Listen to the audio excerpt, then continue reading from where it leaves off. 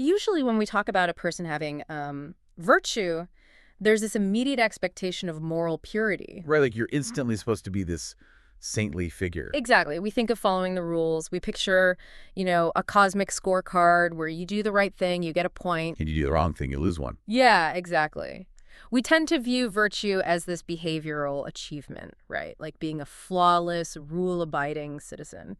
We definitely categorize it as this binary system of good versus bad behavior. Mm-hmm.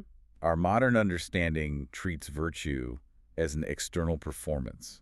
It's something you demonstrate for others so they can see it and validate you. Well, welcome to today's deep dive, because we're going to ask you to forget literally everything you think you know about virtue. Yeah, completely toss it out. Set aside the moral high ground. Throw out the rule book. What if virtue isn't about being, good at all? This is a wild thought. It really is. Yeah. What if virtue is actually more like being a perfectly clear pane of glass? We're moving completely away from behavior here. We are stepping into the realm of pure structure. Right. And the source material we are examining today proposes this radical reframing of human existence. And that is the mission for you today. We are exploring a really dense, highly original philosophical dialogue titled Sober Virtude, or On Virtue. It's a fascinating text. It is. We are going to strip away the academic jargon to look at how this source redefines the underlying mechanics of the human soul. And the profound danger of artifice, too. Yes, exactly. And we'll see how this bizarrely diverse set of stories, like the biblical parable of the 10 virgins, the fairy tale of the Little Mermaid, and a 1960s pop song, all point to the exact same hidden truth. It's crazy how they all connect. Right. It's about how we navigate the world. So where does this text actually start? Well, the source begins by systematically dismantling the classical views of virtue. Yeah. Just to clear the slate. Gotcha. Taking down the big guys first. Exactly. It sets up a contrast with the heavyweights of philosophy. So you have Plato, right? He saw virtue as the harmony of the soul. Like getting your reason and desires to balance out. Right. Getting your willpower and your desires to all play nicely together. Yeah. Then you have Aristotle, who viewed it as a habit. The golden mean stuff. Yeah, a constant calibration to find that golden mean between excess and deficiency. And then Epicurus, who saw virtue way more pragmatically. How so? More as a tool, just a way to avoid unnecessary pain and achieve a state of tranquility. I mean, reading through those classical definitions, they sound perfectly reasonable on the surface. They do. They really do. But the author of our source argues they actually fall short, because they don't go deep enough into the actual machinery of who we are. Right. Because those classical views still treat virtue as something you do. Or something you manage. Exactly. But this text argues that virtue is an internal configuration. An internal configuration. Wow. It is a fundamental tuning of your very being that reduces both internal and external friction. The text describes it as the condition where the light passing through you doesn't divide or refract or fragment. Which completely reorients how we judge ourselves, doesn't it? Totally. Because we are no longer looking at an isolated good deed or a practiced habit. Right. We are looking at the state of how you are configured before you even take action.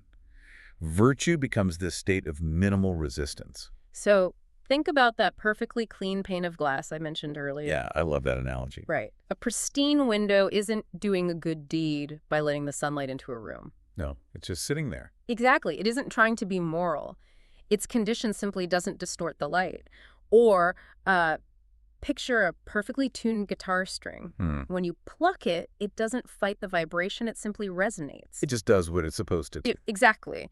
The glass and the string do not get in the way of what they're meant to channel. Right. So virtue, in this framework, is when the individual doesn't obstruct the passage of what is truly human. But to understand what is actually being channeled through us, we have to look at the source's really unique definitions. The definitions of the soul, right? Yeah, the soul or alma and something it calls the creo. Okay, let's break those down. So in this text, the soul is not some ghostly possession. It's not a noun.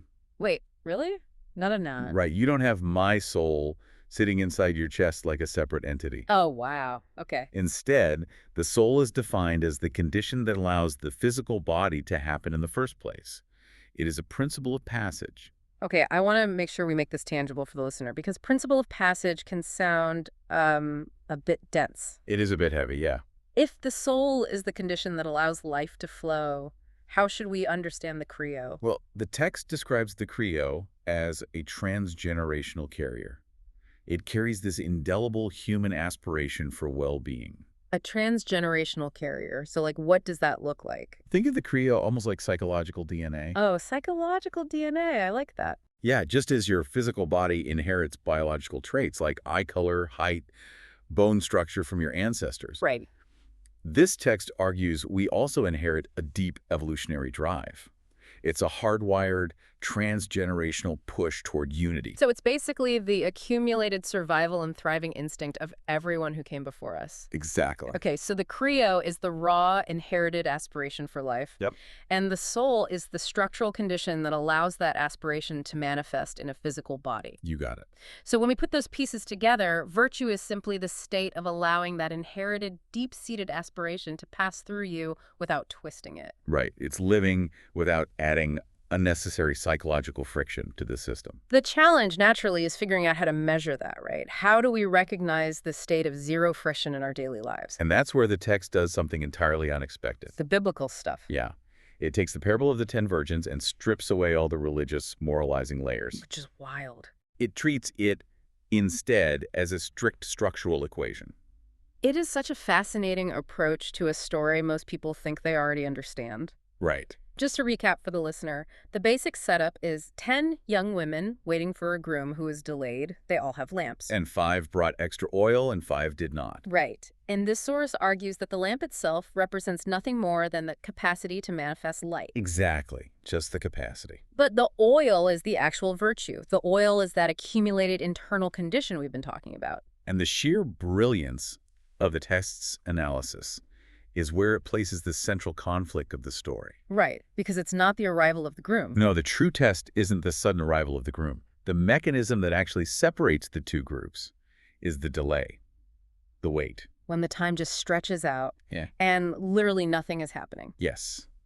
During that stretch of nothing happening, the truth of our internal configuration is revealed. When you are waiting, when there is no immediate crisis forcing you to act, no audience demanding a performance, that is when the posture relaxes. That makes so much sense. The delay separates those who have steadily accumulated a genuine internal condition from those who are merely holding an empty vessel. So when the unexpected moment finally erupts and demands a response, The reality or structure is exposed. You either have the oil to sustain the light under pressure, or you do not. I have to admit I always struggle with the ending of this parable. Oh, the sharing part. Yeah.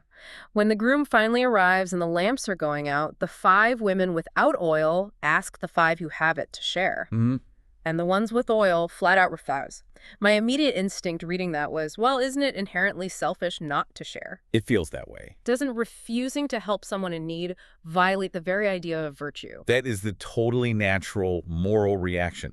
But remember, we are operating in the realm of pure structure here. Right, pure structure. The refusal isn't an act of selfishness. It is a statement of structural impossibility. Structural impossibility? You cannot transfer a lived condition. The oil in this framework is not a physical commodity that you can just divide up and hand over. Oh, I see the mechanism now. It is like physical training. Exactly. If I haven't been lifting weights for the past 5 years and suddenly a heavy piece of machinery falls on my friend's leg. You can't fake the strength. Right. I can't look at a bodybuilder standing next to me and say, hey, can I borrow some of your muscle mass for 10 seconds? That is the exact structural parallel. The bodybuilder cannot unscrew their bicep and hand it to you. Right. Their strength is the result of thousands of hours of accumulated tension and recovery and discipline. Wow. So the oil is your lived experience. It's the quiet choices you made when no one was looking, the friction you processed, the clarity you maintained. Yes. You either possess that structural readiness in the moment of crisis, or you don't. You absolutely cannot improvise virtue on the spot. And because we cannot improvise virtue, we run into this really profound human vulnerability. Okay, what is that? Well, if virtue is the oil that allows us to sustain our light, the immediate danger is that we live in a world that heavily rewards us just for having a shiny lamp. Oh man, that is so true. We are constantly incentivized to fake it. Exactly. Huh? And the source identifies the true opposite of virtue, not as vice or being a bad person, but as artifice. Artifice. The mask. The obsession with appearances over substance. Yeah, it is the human attempt to simulate the light without actually putting in the work. Without accumulating the internal condition that sustains it. And we see this structural warning embedded across all kinds of human storytelling. The author even brings in the story of Aladdin. Aladdin. Wait, how does Aladdin fit into this? To demonstrate the difference between the container and the condition. Okay. The magic lamp is this beautiful object, but sitting on a shelf, Yeah. it is completely inert. Right, nothing happens until you touch it. It requires friction. It requires the physical action of being rubbed to activate the latent potential, the genie inside. So the external form alone is totally useless without the catalyst that allows the energy to pass through it. Exactly. It's brilliant. And then the text pivots to show us the catastrophic psychological cost of choosing the shiny exterior over the internal reality. Using Hans Christian Andersen's The Little Mermaid. Right. The psychology behind her choice perfectly maps onto the danger of artifice. Because she trades her voice for a pair of legs. And why does she do that? Because artifice always offers a shortcut.